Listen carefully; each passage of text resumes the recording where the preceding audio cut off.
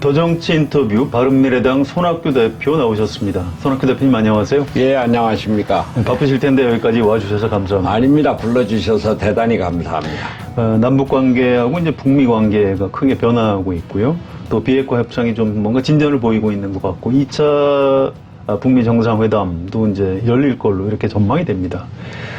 최근에 이런 한반도 정세 변화의 어떤 근본적인 배경 같은 것을 어떻게 분석하고 계시는지요? 북한의 김정은이 작년과 같은 그런 위기 상황에서 자칫 잘못하다간 정권이 망한다 하는 생각, 또 북한의 장마당 경제가 많이 진전이 됐죠. 네. 그러면서 이 경제를 살리기 위해서 국제적인 교류 협력이 불가피하고, 이것을 위해서는 한반도 평화 체제가 만들어지고 북미 수교가 필요하다. 이런 동북아시아의 새로운 질서에 대한 김정은의 생각과 또 무슨 소위 김정은식의 비전이라고 그럴까, 이러한 것이 한반도 평화를 이제 거스를 수 없는 대세로 만들었다고 봅니다. 미국 쪽 변화도 좀 약간 놀라운 측면이 있는 건 아닐까요? 미국으로서는 뭐 북한의 비핵화를 통해서 국제적인 대북 제재를 아주 강화했죠. 네. 그러나 트럼프가 흔히 말하는 기업가 아닙니까? 네, 그렇습니다. 그러니까 북한에 대해서 이렇게 제재를 가하면은 북한이 손들 것이다라고 봤는데, 뭐 그 트럼프의 기업가적인 타산과 김정은의 자체 생존 본능, 이것이 맞아 떨어진 거다. 저는 그렇게 봅니다. 지금 흐름으로 볼 때 비핵화 또 북미 관계 개선 좀 전망을 좀 낙관적으로 보십니까? 신중하게 보십니까? 저는 한반도 평화와 비핵화는 거스를 수 없는 대세다. 또 문재인 대통령의 중재 역할을 잘 했다. 네. 뭐 그런 면에서 문재인 대통령의 대북 평화 정책에 적극 지지를 합니다.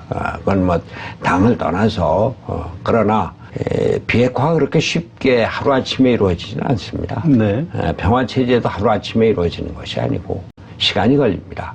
그 북한이 핵무기 개발하고 ICBM 개발하는데 30여 년이 걸렸습니다.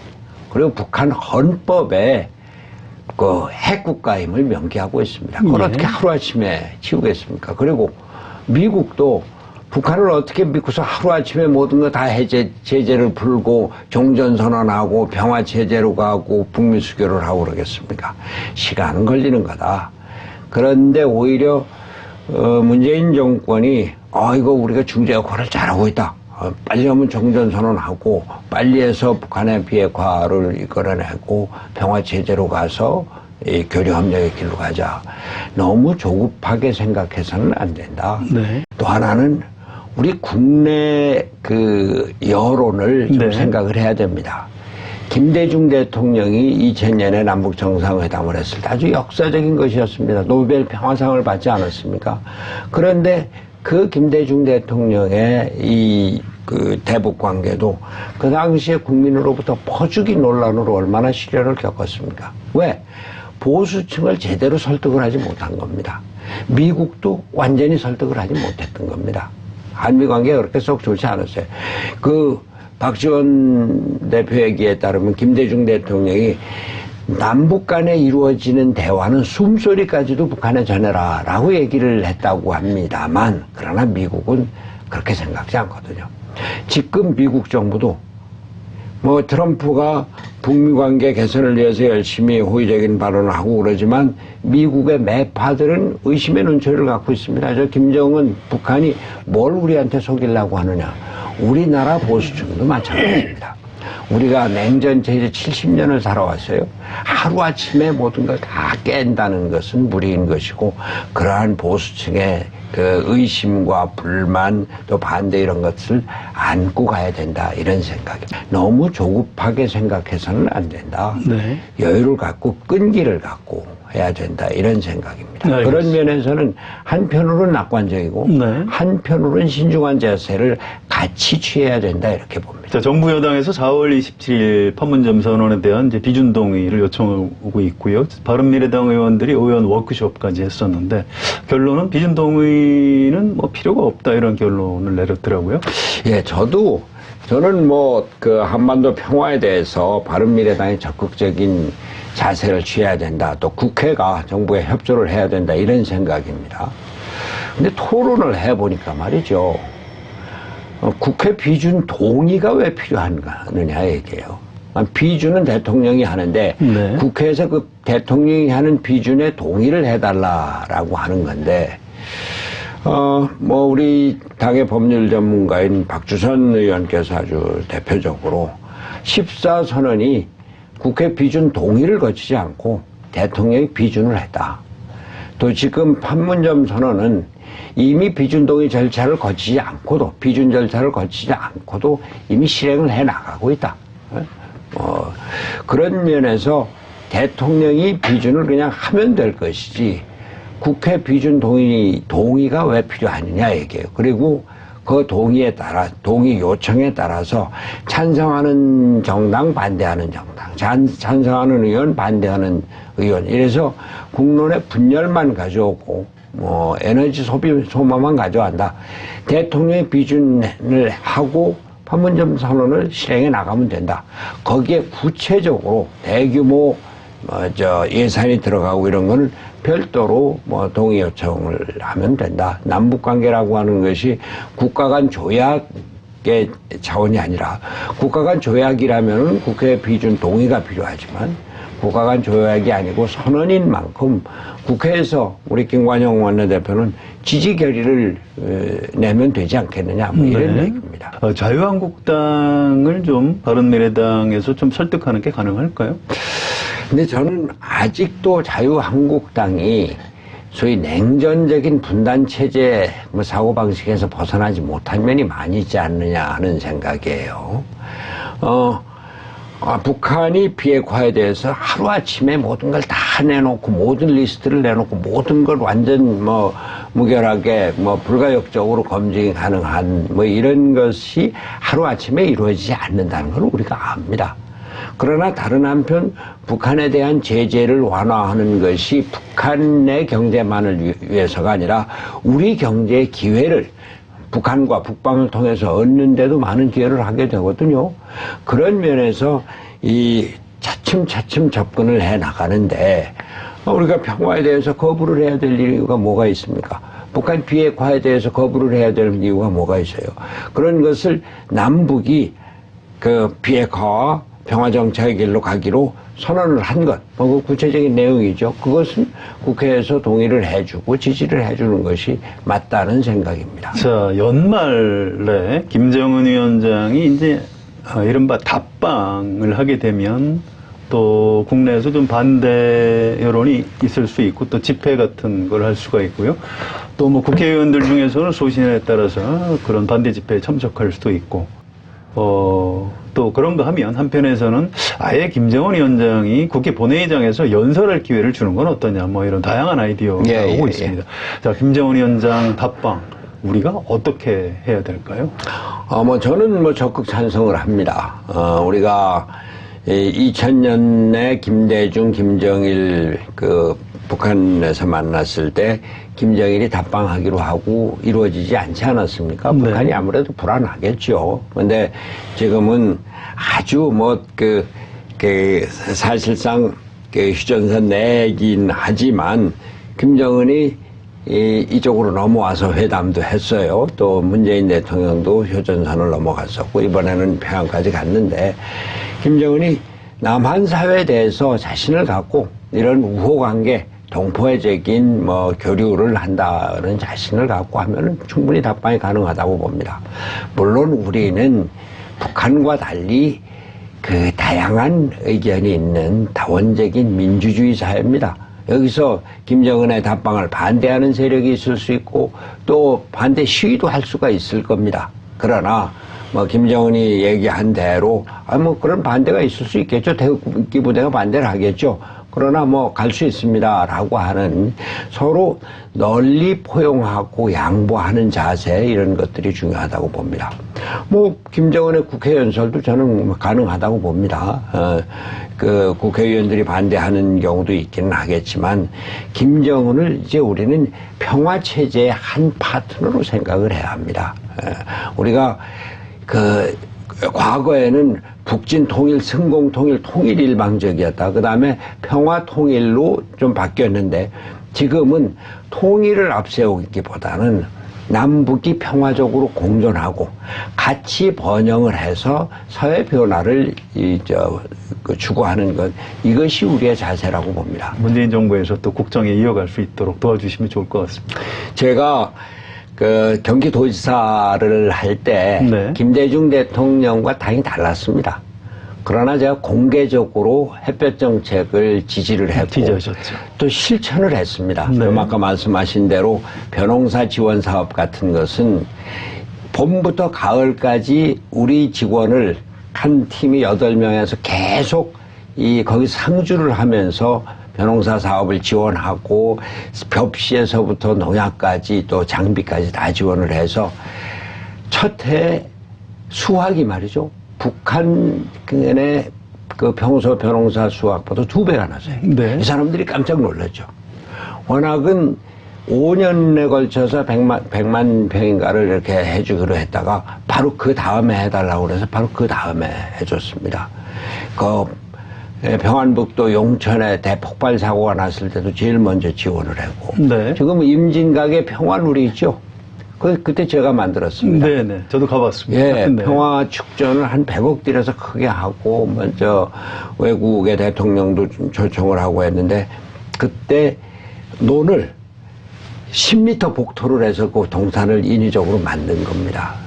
저는 이러한 남북 평화에 대한 그 어떤 꿈을 네. 우리가 같이 실현해야 된다 이런 생각이고, 지금 저희가 문재인 대통령과 정치적인 입장을 달리하지만 문재인 대통령의 대북 평화 정책은 옳은 길이고 가야 될 일이다. 적극 지지를 한다. 적극 성원을 하자. 그런 생각입니다. 자, 경제에 관한 질문 한 2가지만 드리겠습니다. 예. 우선 문재인 정부의 경제 정책, 뭘 잘하고 있고 뭘 잘못하고 있다고 평가하시는지, 특히 최저임금 인상, 또 소득주도 성장론에 대해서 어떻게 평가하시는지 말씀해 주십시오. 저는 평화 문제에 대해서는 문재인 정부가 잘하고 있는데 네. 경제 문제는 빵점이라고 봅니다.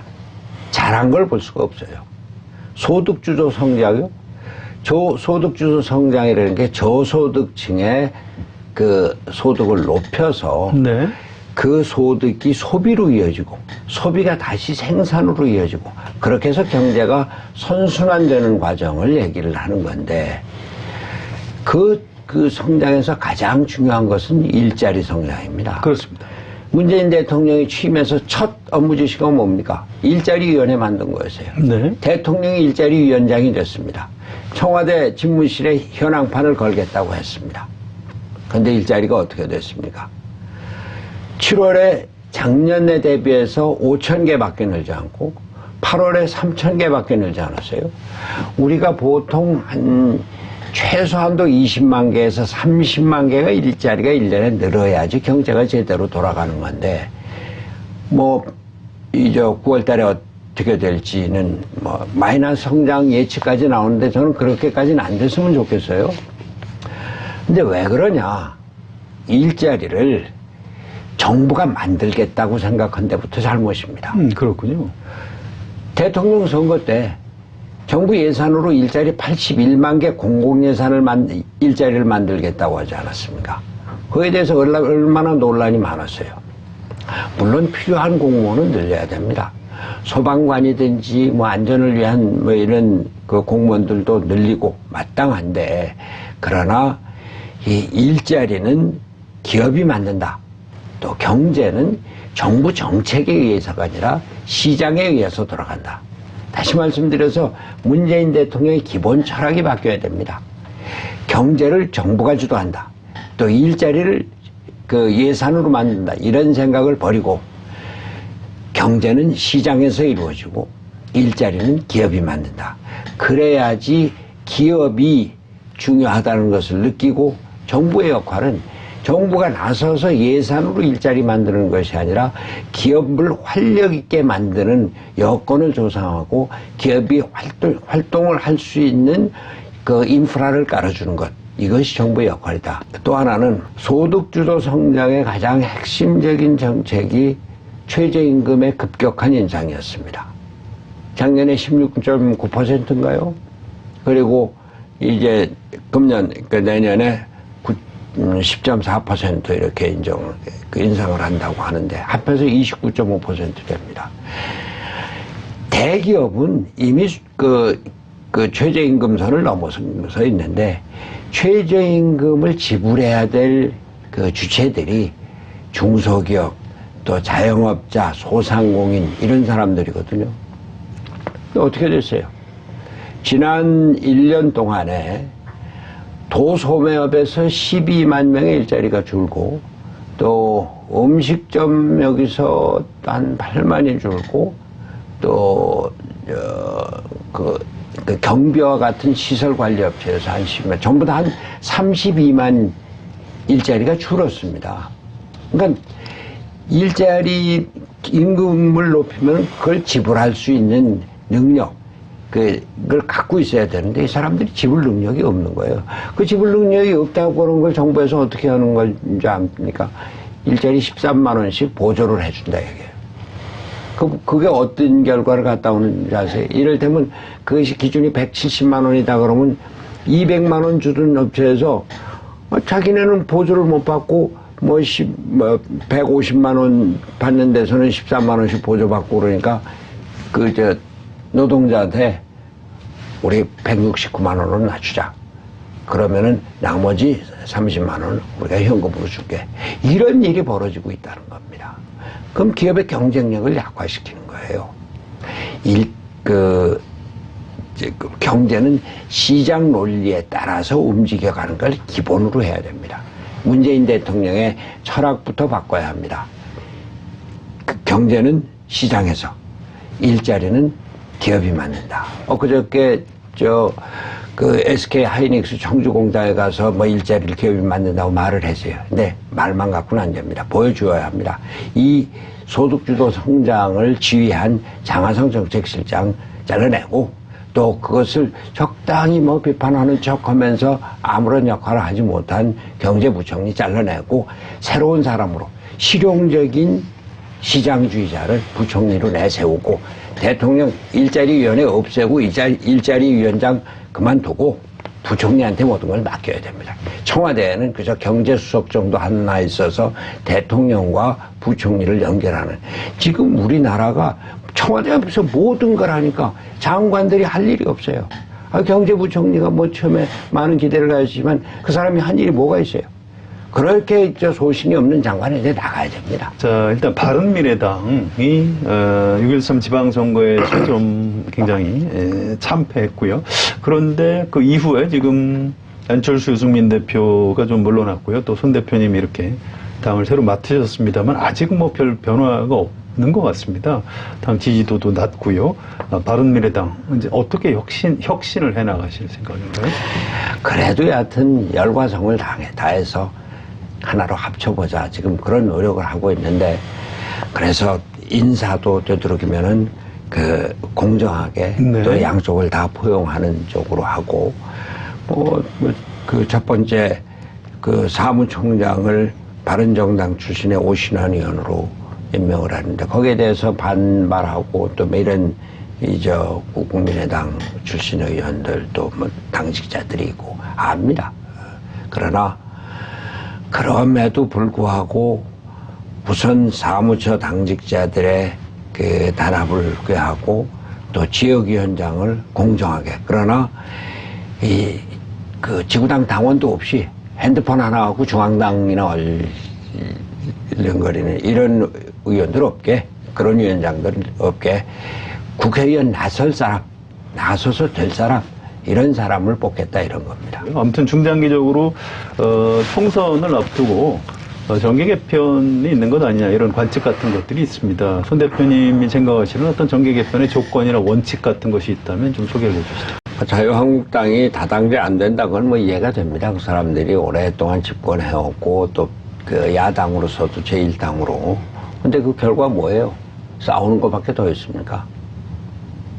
아니, 한반도 평화에 대해서도, 남북이 화해하고 협력한다는 데 대해서도 반대하고 있지 않습니까? 그게 지금 양당제의 폐해다, 그 얘기입니다. 또, 더불어민주당은 어떻습니까? 소득주도 성장으로 급격한 그 최저임금 인상과 급격한 노동시간 단축으로 중소 그 자영업자들 완전히 엉망이 되고 전체적으로 경제도 워낙 우리나라가 그 OECD에서도 3% 성장을 예측했다가 2.7%, 2.6%, 뭐 LG연구원과 같은 민간단체에서는 2.5%까지 내려다 보는데 전 세계 경제 성장률이 3.9%입니다. 그런데 우리가 3%를 이루지 못하고 그 밑으로 내려가고 있는데 더불어민주당 뭐 하고 있습니까? 소득주도 성장, 옳은 경제 성장이다. 뭐 오랫동안 했으니까 좀 통증이 있다. 지난 9년 동안 정부들이 잘못해서 그렇다. 이런 소리만 하고 있지 않습니까? 이게 양당 체제의 양극화의 결과입니다. 저희는 이제 다당제는 주어진 현실이 돼 있다 얘기입니다. 네. 지난 총선에서 그랬습니다만 다음에 보십시오. 절대로 더불어민주당이 뭐 압도적인 다수 어림없습니다. 자유한국당이요? 저건 무너져서 없어질 정당입니다. 그래서 다양한 그 정치적인 의견들이 정당으로 모여서 합의제 민주주의를 해 나가자라고 하는 것이 다당제의 근거가 되는 것이고, 저희 바른미래당은 지금 우리나라 정치 지형이 어느 정도 왼쪽으로 이동을 했습니다. 지난 촛불혁명 이래로. 네. 그래서 정의당이 지금 10%대 그 지지율을 보이고 있지 않습니까? 그리고 더불어민주당은 뭐 압도적인 강세인데 그 우측이 지금 지리멸렬입니다.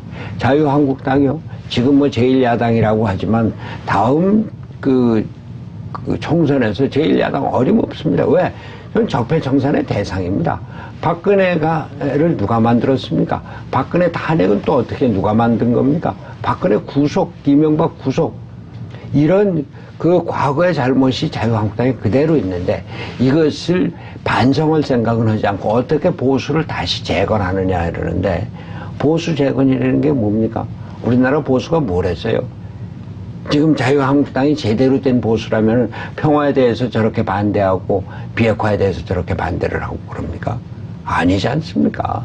또 그렇다고 정부 경제 정책에 대해서 건전한 비판하고 있습니까? 그냥 비판을 위한 비판이죠. 여기에서 그 보수에서도 개혁 보수, 네. 또 진보에서도 개혁 진보, 또 중도 세력 이런 것들이 새로운 전열을 갖춰서 왼쪽에 더불어민주당이 있으면 그 오른쪽에 또 하나의 큰 정당으로 중도 개혁정, 이제는 보수 정당은 안 됩니다. 보수 정당은 있을 겁니다. 남아 있을 겁니다. 그러나 그 냉전적인 과거의 보수로 네. 남아 있을 거고, 그것이 뭐 소수 정당이 될 거고, 중도 개혁 정당으로 그 바른미래당이 그 기초를 쌓아놓겠다 이런 겁니다. 네. 정의개편의 중심축. 네. 이 되고 다음 총선에 중도개혁 정당인 바른미래당을 중심으로 한 새로운 정치 세력이 제1야당이 될 것이다. 지금 이런 말씀을 하고 계신 거죠? 예. 알겠습니다. 자, 선거제도 개편이 현실적으로 좀 필요할 것 같은데요. 전망, 그러니까 당위론이 아니고요. 잘 될 것 같은지 어떻게 전망하고 계십니까? 그렇게 쉽지는 않습니다. 거대 양당이 되면 그걸 그대로 지키고 싶어 하는 기득권이죠. 예, 의원들은 반대하더라고요. 더더군다나 더불어민주당은 뭐 이제 지금 집권 세력으로 튼튼하니까. 근데 자유한국당은 다시 생각해야 됩니다. 자기네들이 일당 못합니다. 지금 무슨 뭐 인적 청산을 인적 쇄신을 한다고 그러지만 그 조강특위 구성부터가 제대로 되지 않고 있지 않습니까? 누가 그 사람들을 갖고서는 인적 쇄신을 해서 뭐 새로운 보수를 세운다고 하겠어요. 지금 보수를 세운다는 게 구보수로 탈피해 돌아가지 않는 얘기입니다. 그러니까 앞으로 인적 청산이 어떻게 될지는 모르겠습니다만 자유한국당이 제1야당 어림없는 소리입니다. 자기네들의 위치를 생각을 하지 못하고 있는 거예요. 네.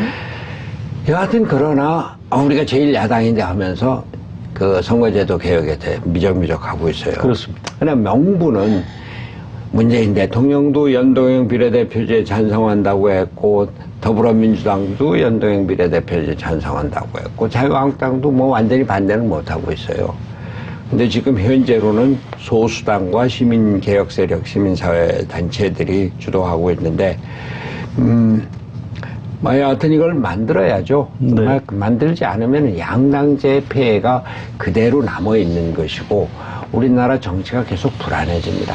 다당제에서, 대통령제 다당제에서 이게 제대로 다당의 합의체제가 만들어지지 않으면 안 된다. 알겠습니다. 현실적으로 비례대표 의원 숫자를 좀 늘려야 선거법 개정이 가능한 이런 측면이 있습니다.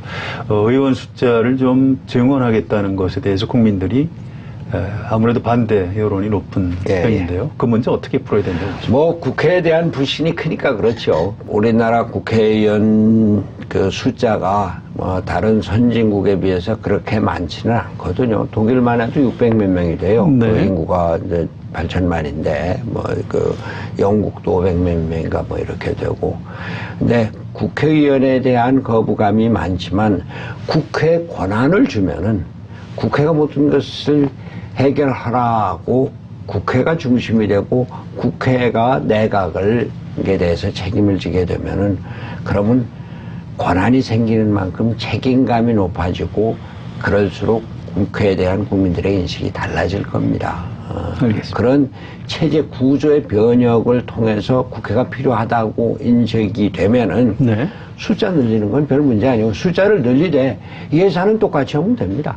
그렇군요. 그동안 그 대선 후보 경선에서 좀 잘 안 된 어떤 이유 같은 걸 뭐라고 생각을 하십니까? 제가 부족해서죠, 뭐. 나름대로는, 정치에 들어오면서부터 개혁을 외쳤고, 또 개혁적인 정치를 쭉 추구해왔다고 자부를 하고 있습니다. 네. 또, 기존의 정치 논리에서는 좀 벗어나자. 소위 정치 그러면 권모술수다, 패거리 싸움이다, 계파 정치다. 근데 그런 걸 좀 벗어나자. 제가 당 대표를 2번이나 했습니다만 제 사람을 당에다 하나도 남겨놓지 않고 왔거든요. 근데 이제 그런 것들이 비판의 대상인 거죠. 당신 조직을 심었어야지라고 한 건데 지금 와서 보면은 저녁이 있는 삶이라는 게 노동시간 줄여갖고서는 저녁에 집에 들어가는데 일자리는 끊겨서 꼴꼴 굶는 저녁이 돼서는 안 되는 거 아니겠습니까? 우리 생산도 늘리고 제조업도 더욱더 뭐 부추기고 이런 그 시장 경제가 이제 우리 사회의 중심이 돼야 되겠다 이런 생각이고 그리고 정치적인 갈등 싸움에서 벗어나서 정치적인 안정을 취해야 되겠다. 근데 대통령 중심제, 소위 제왕적 대통령제로는 대통령이 모든 걸 갖고 있으니까 국회의원이 허수아비예요. 그래서 싸움만 한단 말이에요. 그래서 7공화국으로 합의제 민주주의를 만들자 이런 것이고 이번에 제가 정치에 다시 복귀를 하게 된 것은 바른미래당이 그 희망의 씨앗, 가능성은 있는데 완전히 껍데기가 되는데 이걸 한번 좀 다시 만들어보자. 그래서 새로운 정치의 중심을 중도 개혁으로 만들어보자. 이런 생각에서 나왔습니다. 우리 국민에게 또 길게 볼 때 역사에 어떤 정치인으로 기록되고 싶으십니까? 하여튼 나라를 생각하면서 국민을 생각하면서 끊임없이 개혁해 나가려고 했다. 네. 국민이 항상 그 중심에 있는 저는 한글날 그 세종대왕이 이제 600년 된 이런 해인데 세종대왕이 한글을 만든 취지. 세종대왕은 궁궐에서 한문을 잘하니까 사대분들하고 어울려서 생활하는데 아무 지장이 없어요. 근데 뭇백성이 농민들이 글자를 몰라서 역병이 돌아도 무슨 관에서 뭐 관보를 써붙여도 읽을 길이 없으니까 퇴치를 하지 못하는 이런 걸 보고 우리 글을 만들어야 되겠다. 이런 애민사상 아닙니까? 그분이 그냥 한글만 만든 게 아닙니다. 저는 아주 놀라운 게 600년 전에 노비한테 100일간의 출산 휴가를 줬어요. 근데 노비 남편에게도 한 달간의 휴가를 줬습니다. 이런 애민 사상이 세종대왕을 성군으로 만든 거거든요. 나라를 생각하고 백성을 생각하는, 그리고 백성의 실생활을 내 업적이 아니라 실제 생활이 나아져야 된다. 이런 생각을 지도자가 가질 때 나라가 바뀔 수 있다고 생각을 합니다. 바른미래당 대표로서 어떤 국민들께 하고 싶은 말씀 한 1분 정도 부탁을 드리겠습니다. 바른미래당 보시면은 안타까우시죠? 참, 얼마 크지도 않은 정당이 서로 싸우고 또 지지율도 올라가지 않고 잘 압니다. 저도 그러한 어려움을 안고 당 대표에 취임했습니다. 아까도 말씀드렸습니다만 바른미래당 이제 제대로 좌우가, 보수와 진보가, 영남 호남이 합치고 새로운 젊은이들로 또 새로운 4차 산업혁명을 지향하는 세력으로 새롭게 거듭 태어나야 합니다. 그렇게 해서 우리 내부를 개혁해서 혁신하고 중도 개혁 정치의 기반을 튼튼히 할 때, 그때 우리나라 정치의 미래가 보인다고 생각합니다. 손학규 정치인으로 통합의 아이콘이다라고 알려질 만큼 통합에 열심히 노력을 해왔는데, 바른미래당이 중도 개혁 세력의 새로운 통합 정치로 일어나도록 열심히 노력하겠습니다. 국민 여러분들께서 어려우시지만 좀 도와주시고 사랑을 해 주십시오. 우리나라 정치가 바뀌어야 우리 국민들 생활이 안정이 되고 남북 평화가 안정적으로 진행될 수 있습니다. 항상 건강하시고 평화로우시기를 바랍니다. 감사합니다. 더정치 인터뷰, 오늘은 바른미래당 손학규 대표와 함께했습니다. 여러분 고맙습니다.